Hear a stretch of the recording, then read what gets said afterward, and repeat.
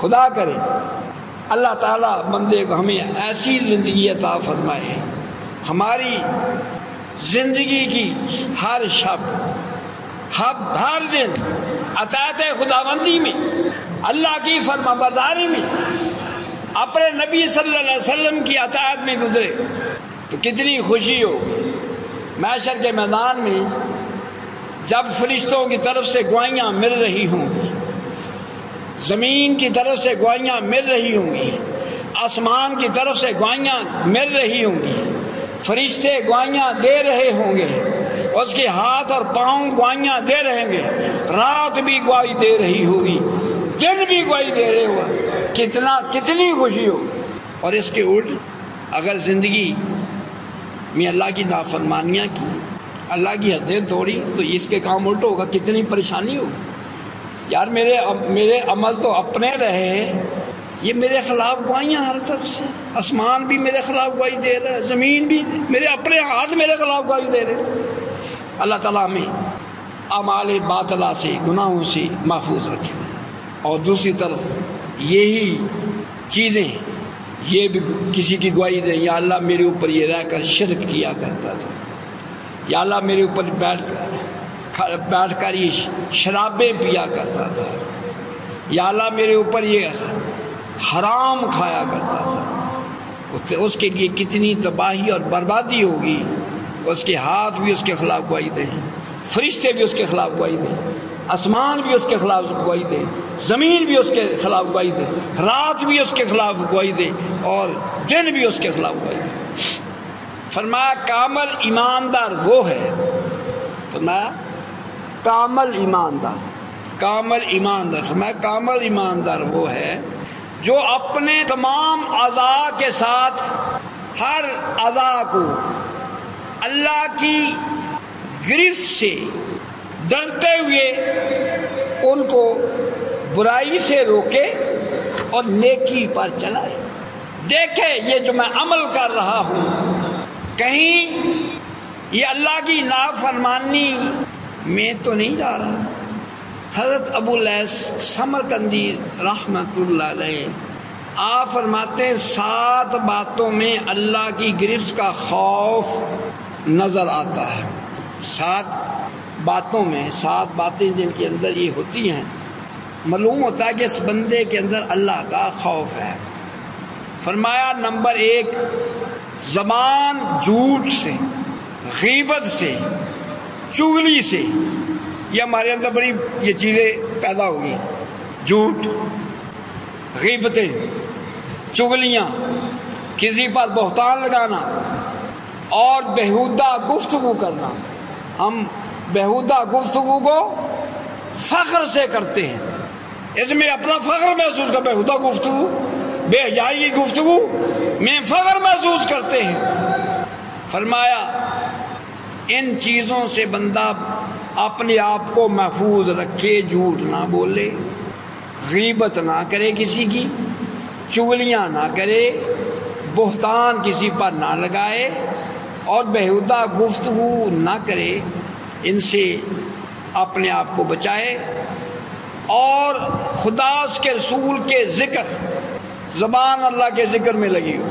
بعض دیکھیں ہیں اللہ والے، وہ ان کی زبان اللہ کے ذکر میں تر رہتی، گفتگو کام کرتے ہیں، زیادہ اللہ کا ذکر کرتے ہیں، گفتگو بھی کرتے ہیں وہ معقول کرتے ہیں، سنبھل کر۔ اس میں میری گفتگو میں کوئی اللہ کی ناراضگی کا شائبہ نہ ہو جائے۔ کبھی وہ تلاوت کر رہے ہوتے، ایک ڈرائیور تھا، بس کا ڈرائیور تھا، وہ گاڑی چلا رہا تھا، وہ کسی سے گفتگو نہیں، کسی نے پیچھے بیٹھا تو دیکھا کہ اس کی زبان ہل رہی ہے، کر رہا ہے ڈرائیونگ، بس کی زبان حرکت کر رہی ہے، کسی سے اس نے فضول گفتگو نہیں۔ وہ بندہ حیران ہوا، یہ آدمی ڈرائیور کیسا ہے، پتہ نہیں منہ میں کیا گنگنا رہا ہے۔ اس نے پوچھا بھئی آپ منہ میں کیا گنگنا رہے تھے، آپ نے کسی سے گفتگو بات کچھی ماری نہیں کی؟ اللہ تعالیٰ قربان ہے ایسے بندوں پر۔ وہ کہنے لگا میں حافظ قرآن ہوں، میں حافظ قرآن ہوں، میں یہاں سے پنڈی جاتا ہوا 15 پارے ختم کرتا ہوں، پنڈی سے جب واپس آتا ہوں تو 15 پارے آخری ختم کرتا ہوں۔ پنڈی جانے اور آنے میں میرا ایک قرآن پاک مکمل ہو جائے۔ زبان تلاوت قرآن پاک میں حرکت کر رہی ہے۔ ایک تو آپ فرماتے ہیں یہ چیزیں کہ بندہ جھوٹ نہ بولے، غیبت نہ کرے، چغلی نہ کرے، بہتان کسی پر نہ لگائے۔ اس بات سے پتہ چلتا ہے اس بندے کے اندر اللہ کا خوف ہے، یہ بندہ اللہ سے ڈرتا ہے۔ نمبر 2 آپ نے فرمایا دل مومنوں کی، لوگوں کی عداوت کے، لوگ ہمارے دلوں میں لوگوں کے بارے میں عداوت، دشمنی، مخالفتیں، پتہ نہیں کیا کچھ بھرا ہوا۔ ہم مسلمان ہیں، اگر دیکھا جائے ہمارے اعمال مسلمانی سے بہت دور ہیں، اپنے آقا علیہ السلام کی تعلیمات سے بہت دور ہیں۔ فرمایا دل عداوت، بہتان اور مسلمان بھائیوں کے ساتھ حسد سے پاک ہو، اس کے دل میں کسی مسلمان بھائی کے بارے میں حسد نہ ہو، اس کے ساتھ دل میں عداوت نہ ہو، اس کے دل میں کسی مومن کے بارے میں بہتان اس کے ذہن میں نہ ہو، میں اس کے بارے میں لوگوں کو یہ بہتان لگو۔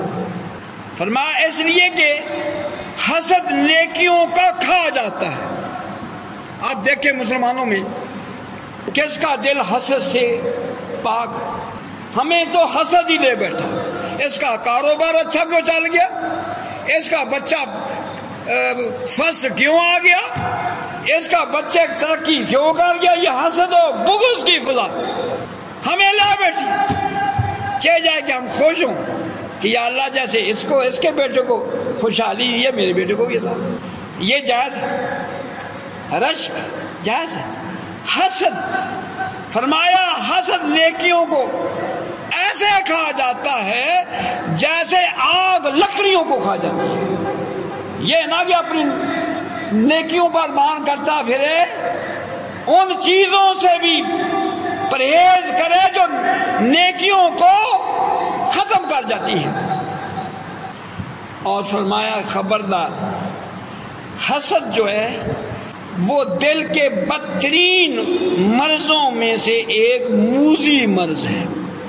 دل کے جو روحانی امراض ہیں ان میں سے یہ بدترین فرمایا موذی مرض ہے، موذی مرض ہے۔ فرمایا اس کا علاج صرف علم اور عمل سے ممکن ہے۔ علم حاصل کرے پھر اس پر عمل کرے۔ اللہ تعالیٰ ہم سب کو عمل کی توفیق نصیب فرمائے۔ وما علینا الا البلاغ۔